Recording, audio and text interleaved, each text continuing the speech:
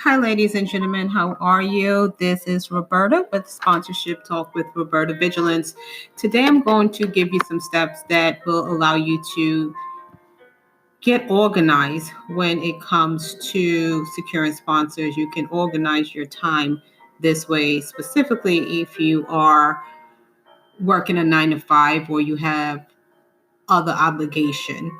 So let's get organized. Right? Let's set this apart. So, what you'll need to do is set 1 to 2 hours aside per day. Use that time to come up with the following. One, use a day or two or how many days it take you within that 1 to 2 hours to come up with your event purpose. Tell yourself or find out the reason why you are planning this event. So know your event purpose. Write that down.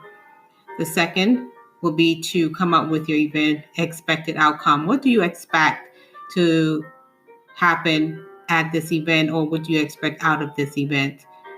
Your event purpose can be different from your event expected outcome. So here's an example.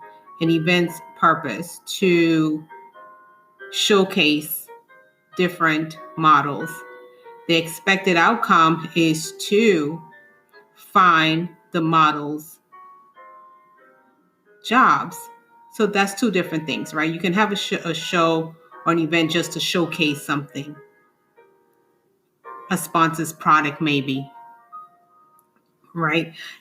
Or you can have it to have your audience engage with something that's going on at your event, whether it's to engage with the sponsor's product, whether it's to engage with each other. So the purpose is different than your expected outcome. And sometimes it could be the same. You're planning an event, the purpose is to network individuals, and the outcome of it is to network individuals. So it can be the same.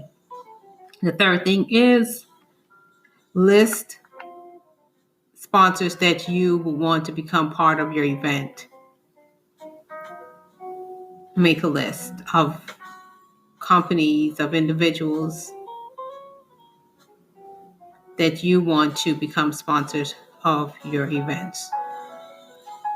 The fourth thing is research those sponsors. Find out more about them, where they're located, what their goals are. Find out if you can help them with branding visibility, maybe even providing a solution to a problem that you see they have. Research your sponsors, get to know them. The fifth thing is contact your sponsors, right? So all of these things that I mentioned go on within or fit into a 1 to 2 hour schedule per day. So take 1 to 2 hours, maybe your lunch time, or if you're contacting a sponsor in another part of work. For example, you get off of work, let's say Eastern Standard Time at 5 o'clock, and on Central Time, it's an hour before, or maybe you call another part of the world and it's 12 hours ahead. So I know when I used to call prospects in the UK and I'm in the US, I would have to start my day really early. It wouldn't be 9 o'clock. It would be like 5 o'clock, 6 o'clock, something like that, to actually get on the phone because the hours were totally different. But set 1 to 2 hours per day to doing that. And then, of course, following up. You need to set time to follow up. So when you make the contact, maybe the person is out of the office, maybe they're on vacation, maybe they say call back. You have to find time to follow up.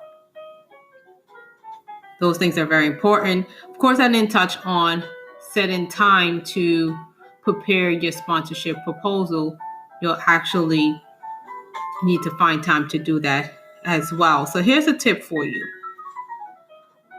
Have your sponsorship proposal ready before contacting sponsors, because it's faster to edit your sponsorship proposal than to write one from scratch if they ask you to send over your sponsorship proposal. In the book, How to Secure Sponsors Successfully, the 3rd edition revised, Funding for Events, there's a to-do list in there where you can actually check off like things that you have completed. So some of those things that I just mentioned, those things are also in the book. And you just check those off one by one. Alrighty then. Well, thank you again for listening. Please pick up your copy of How to Secure Sponsors Successfully. Send me any questions that you might have to info@eventsandsponsors.com. I would love to answer your questions.